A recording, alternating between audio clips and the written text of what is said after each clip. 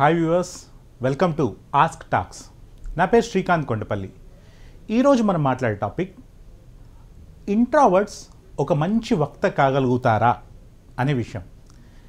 ఈ టాపిక్ ఎందుకు సెలెక్ట్ చేసుకున్నాను అంటే, నన్ను చాలామంది అడుగుతూ ఉంటారు, సార్ నేను ఇంట్రావర్ట్ని, కానీ ఇంట్రావర్ట్ అవ్వడం వల్ల నేను వేదికల మీద మాట్లాడలేకపోతానేమో అని బాగా భయం వస్తుంటుంది. మాకు కూడా ఏమైనా టిప్స్ ఉంటాయా సార్, ఇంట్రావర్ట్ కూడా వేదిక మీద మాట్లాడగలడానికి అని అడుగుతుంటారు. సో ఫ్రెండ్స్, ఫస్ట్ మనం అర్థం చేసుకోవాల్సింది, ఒక వక్తకి కావాల్సిన ముఖ్య లక్షణాలు ఏంటి అంటే ఆ క్వాలిటీస్ మన దగ్గర ఉన్నాయా అని.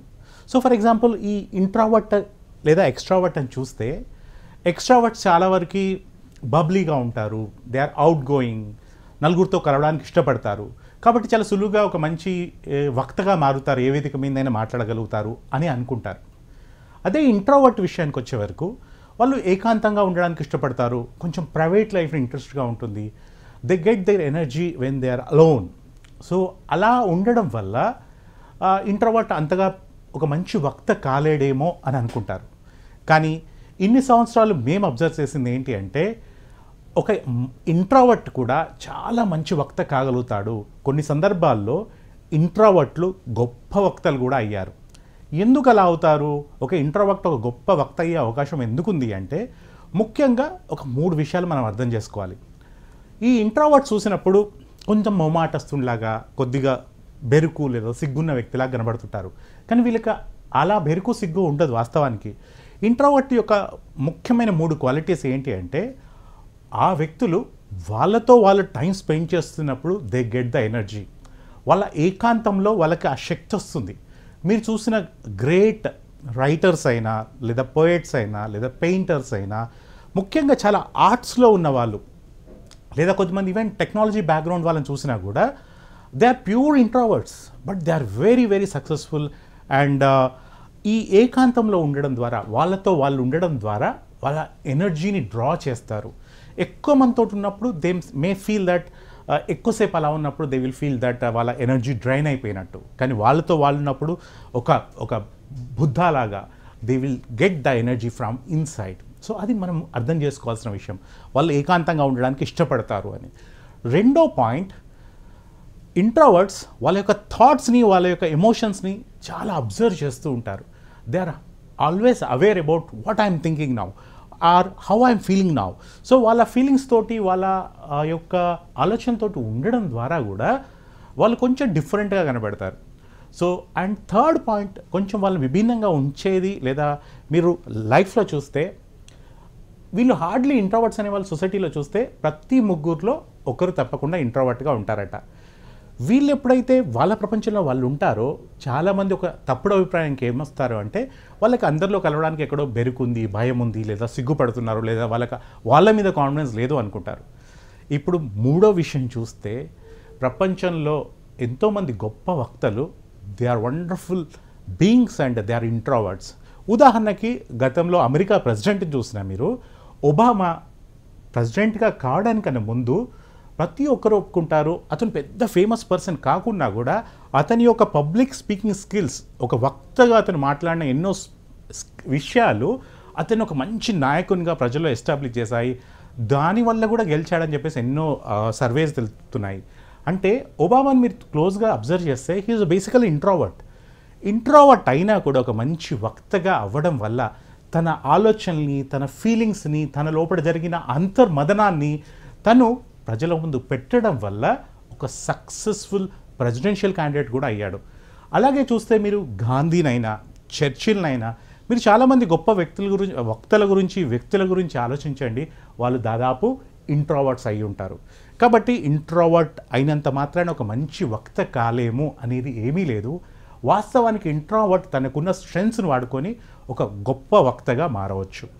అది ఎలా మారవచ్చు అంటే, ముఖ్యంగా ఒక 3 విషయాల మీద ఈ ఇంట్రావర్ట్ అనే వ్యక్తి దృష్టి పెట్టాలి. తన శిక్షణ ఇచ్చుకోవాలి, లేదా ఒక ప్రాపర్ శిక్షణ తీసుకోగలగాలి.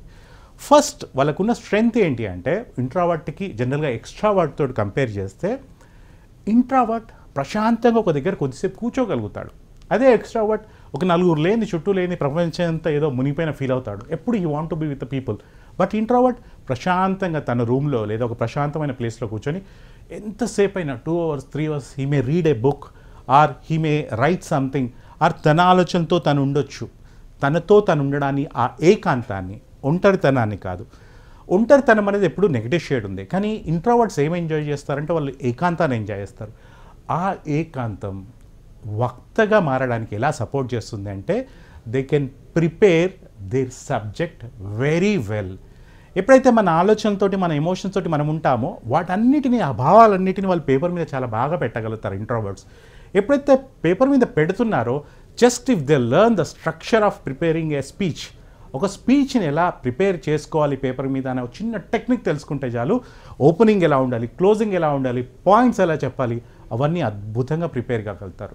కాబట్టి ఇంట్రోవర్ట్స్కి ప్రిపరేషన్ అనేది స్ట్రెంగ్త్ అవుతుంది. ఒక్కసారి ఎప్పుడైతే మనం ప్రాపర్గా ఒక స్పీచ్ గురించి ప్రిపేర్ అవుతామో 50% ఆఫ్ ద బ్యాటిల్ విన్ అయినట్టే. ఎప్పుడైతే సంసిద్ధమయ్యామో, యుద్ధానికి సిద్ధమయ్యామో, ఆటోమేటిక్గా సగం యుద్ధం గెలిచినట్టే. ఆ తర్వాత రెండో స్ట్రెంగ్త్ ఏంటి ఇంట్రోవర్ట్కి అంటే తను ఒక స్పీచ్ని ప్రిపేర్ కాగలుగుతాడు. ఆ తర్వాత తను స్పీచ్ డెలివరీ చేస్తున్నప్పుడు కూడా, ఆడియన్స్ ముందుకు వెళ్ళి డెలివరీ చేస్తున్నప్పుడు కూడా తన ఫోకస్ని మెసేజ్ మీదే ఉంచగలుగుతాడు. Because he give lot of value to his thoughts and his ideas. తను ప్రిపేర్ అయిన ఏదైతే మెసేజ్ ఉందో, ఆ సబ్జెక్ట్ ఉందో, ఆ సబ్జెక్ట్ నుంచి దృష్టి మరల్చాడు. సో ఇంట్రోవర్ట్కున్న స్ట్రెంగ్త్ అది, దాని మీద కాన్సన్ట్రేట్ చేయగలుగుతాడు. కొంచెం ఆ పబ్లిక్ని చూడగానే స్టార్టింగ్లో ఇబ్బంది పడ్డా, ఒక్కసారి ఆ స్పీచ్ స్టార్ట్ కాగానే, ఓపెనర్ కాగానే ఒక ఆటో పైలట్ మోడ్లోకి వెళ్ళేసి ఆ సబ్జెక్ట్ నుంచి డైవర్ట్ కాకుండా ఫోకస్డ్గా ఉండగలుగుతారు ఇంట్రోవర్ట్స్. అది వాళ్ళకి అత్యంత ముఖ్యమైన శక్తి, అది అర్థం చేసుకోగలగాలి. సో ఫస్ట్ వాళ్ళు అద్భుతంగా ప్రిపేర్ కాగలుగుతారు, అది మీకున్న స్ట్రెంగ్త్ ఇంట్రోవర్ట్కి. ఆ తర్వాత మీరు డెలివరీ చేస్తున్నప్పుడు కూడా డైవర్ట్ కారు. ఓన్లీ కొంత స్టార్టింగ్లోనే ఒక్కసారి ఆ సబ్జెక్ట్లోకి ఎంటర్ అయ్యారు, ఓపెనింగ్ వచ్చింది అంటే ఆటోమేటిక్గా అలాగే దాని మీదనే ఫోకస్డ్గా ఉండగలుగుతారు ఇంట్రోవర్ట్స్. ఇక మూడో అత్యంత ముఖ్యమైన విషయం ఏంటి అంటే, ఈ ఇంట్రోవర్ట్స్ ఏం చేస్తారు అని చూస్తే వాళ్ళకి బేసిక్గానే లిటిల్ దే ఆర్ ఎమోషనల్. కొంత ఎప్పుడైతే ఒక వ్యక్తితో కనెక్ట్ అవుతారో లేదా గ్రూప్తో కనెక్ట్ అవుతారో వాళ్ళతో లాంగ్ టర్మ్ రిలేషన్షిప్ ఉండాలని చూస్తారు. మీరు చూస్తే కూడా జనరల్గా ఇంట్రోవర్ట్స్కి అంత ఫ్రెండ్స్ ఉండరేమో అని అనిపిస్తుంది. కానీ మీకు తెలిసిన కొద్దిమంది, ఒకరిద్దరు ముగ్గురు ఇంట్రోవర్ట్స్ని గుర్తు తెచ్చుకోండి. మీ ఫ్రెండ్స్లో, మీ బంధువుల్లో కూడా ఇంట్రోవర్ట్స్ ఉండొచ్చు. వాళ్ళకి చాలామంది ఫ్రెండ్స్ ఉండకపోవచ్చు, ఒక్కరో ఇద్దరో ముగ్గురో ఉంటారు. కానీ ఆ ఒక్కరో ఇద్దరో ముగ్గురుతో చాలా స్ట్రాంగ్ రిలేషన్ ఉంటుంది. ఫ్రెండ్షిప్ వాళ్ళది అంత త్వరగా మారదు, వాళ్ళ ఫ్రెండ్స్ అంతగా మారరు. కాబట్టి ఇది వాళ్ళ స్ట్రెంగ్త్ కూడా. ఎలా అంటే ఒక్కసారి ఆ ఒక వ్యక్తి, ఇంట్రోవర్ట్ అయిన వ్యక్తి ఒక వక్తలాగా ఒక దగ్గర స్పీచ్ ఇస్తే, ఆ ఆడియన్స్ తోటి కనెక్ట్ అవుతే ఆ ఆడియన్స్ కూడా ప్రాపర్ సర్వీస్ ఇవ్వగలుగుతాడు. అంటే అప్పుడు మాట్లాడిన 15 నిమిషాలు, అర్ధగంట తర్వాతే కాకుండా ఆ తర్వాత ఆడియన్స్ ఎప్పుడు తనని కనెక్ట్ అయినా, వారికి ఉన్న సమస్యని షేర్ చేసుకున్నా కూడా he will be able to help that audience. So ముఖ్యంగా మనం 3 విషయాలు అర్థం చేసుకున్నాం. ఒకటి, ఒక ఇంట్రోవర్ట్ అద్భుతంగా ప్రిపేర్ కాగలుగుతాడు, ప్రిపరేషన్ టైంని అలాట్ చేసుకోగలుగుతాడు, డిస్ట్రాక్ట్ కాడు, తన యొక్క సబ్జెక్ట్ని చాలా సీరియస్గా తీసుకోగలుగుతాడు. ఎప్పుడైతే ప్రిపరేషన్ బాగా అయ్యాడో మనం అనుకున్నాం 50% he is a winner. Next స్టేజ్లో అతను ఏం చేయగలుగుతాడు అంటే, వెన్ హీఈస్ డెలివరింగ్, అతని బాడీ లాంగ్వేజ్ అయినా, అతని వాయిస్ మాడ్యులేషన్ అయినా, ఆల్రెడీ కంటెంట్ ప్రాపర్గా ఉండడం వల్ల ఫుల్ ఇన్వాల్వ్మెంట్ తోటి డెలివరీ చేయగలుగుతాడు.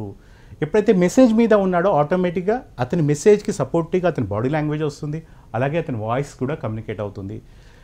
ముఖ్యంగా మూడోది, ఏదైతే ప్రజెంటేషన్ ఇచ్చాడో ఆ ప్రజెంటేషన్లో ఆ మెసేజ్ అక్కడున్న ఆడియన్స్కి అప్పుడు ఎలా ఉపయోగపడుతుంది, ఆ తర్వాత తను ఎలా ఉపయోగపడతాడు, తన నాలెడ్జ్ తోటి, తన స్కిల్ తోటి వాళ్ళకి ఎలా ఉపయోగపడతాడు అనే విషయం మీద కూడా దృష్టి పెట్టగలుగుతాడు ఇంట్రోవర్ట్. కాబట్టి ఈ 3 విషయాలు ఒక ఇంట్రోవర్ట్కి అద్భుతమైన స్ట్రెంగ్త్స్ అవుతాయి. అయితే మనం దీనంతా కూడా ఒక సింపుల్గా అర్థం చేసుకోవాలని చూసినా కూడా ఇంట్రోవర్ట్స్ ఆర్ గ్రేట్ థింకర్స్. వాళ్ళకి అద్భుతమైన ఆలోచనలు వస్తుంటాయి. ఎందుకు అంటే వాళ్ళు ఆలోచిస్తుంటారు, అంతర్ముఖం అవుతారు, వాళ్ళతో వాళ్ళు ఉంటారు, ప్రతిదాన్ని ప్రశ్నిస్తారు, ప్రతిదానికి ఒక విభిన్నమైన కోణాన్ని ఆలోచించగలుగుతారు. ఎప్పుడైతే ఇలా ఇన్ని కోణాలు ఆలోచించగలుగుతున్నారో వాళ్ళకు వచ్చే అద్భుతమైన ఆలోచనల్ని జస్ట్ వాళ్ళు చేయాల్సింది ఏంటి అంటే పేపర్ మీద పెట్టడము. వాళ్ళు డెలివరీ స్కిల్స్ అనేది ఒక్కటి నేర్చుకోవాల్సి ఉంటుంది. ఎప్పుడైతే ఒక ఇంట్రోవర్ట్ ఒక మెసేజ్ని ఎలా డెలివరీ చేయాలి అనేది తెలుసుకున్నాడో అతను ఒక మంచి వక్తగా మారే ఛాన్స్ ఉంది. అలాగే కొన్ని ముఖ్యమైన ప్లేస్లలో ఈ డెలివరీ స్కిల్ ఎలా పెంచుకోవాలనే దానికి ఆల్రెడీ శిక్షణ తరగతులు ఉన్నాయి. ముఖ్యంగా మీరు చూస్తే మన HMTV వారు వక్త అనే ఒక ప్రోగ్రాం చేస్తున్నారు. ఈ వక్త అనే ప్రోగ్రాం నాకు తెలిసి ఇన్ని సంవత్సరాల్లో నేను చూశాను, చాలామంది ఇంట్రావర్ట్స్కి హెల్ప్ అయింది. ముఖ్యంగా నాకు కూడా హెల్ప్ అయింది.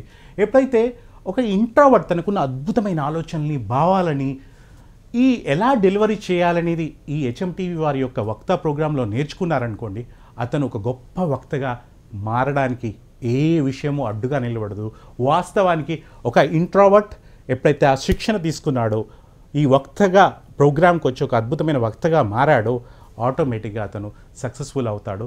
So I'm telling you today, if you are introvert, that is your strength for becoming a great speaker. So wish you all the best, and this is from my side, Srikanth Kondapalli.